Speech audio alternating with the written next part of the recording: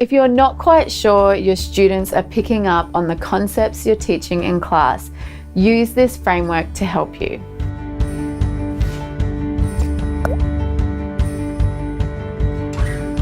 Hi, I'm Patty from Hey Miss, and this teaching model is becoming very popular in Queensland schools because it's simple, it's structured, and it gives you and your students a predictable sequence to follow every time new learning takes place in your classroom.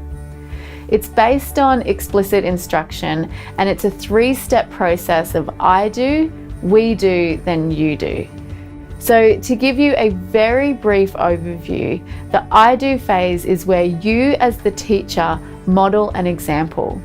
Students actually have their pens down, their laptops closed, and they watch you do the work.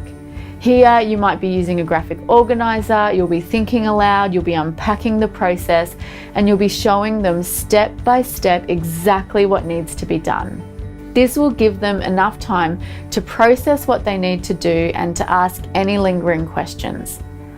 Now, after this, you'll go into a phase that often gets overlooked, and it's the we do phase. This is where you'll be working with your students. You'll give them guided instruction and encouragement as you work through other examples together. You'll still be providing prompts, but you'll also give them a chance to show their thinking and check for understanding as they build up their confidence with this new skill. It's a gradual release of responsibility from the teacher to the student as they slowly move into the you do phase. Here in the you do phase, it becomes an independent practice.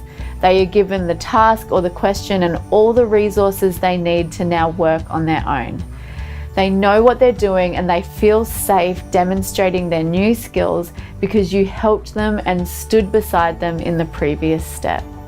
The clearer you are with this process, the more quality work you'll see from your students. It also gives you a filter to ask the question, are the kids ready to move on to the next phase, or do I need to do more work here? Now, this process will look different for different classrooms and for different units of work, but kids need to experience every phase of I do, we do, then you do. This is a shared responsibility where both teachers and students are actively engaged in learning as a step-by-step process. I'd love to hear if you have used this framework before, so please leave a comment below, and here's to a great week ahead of learning. Love your work, Miss.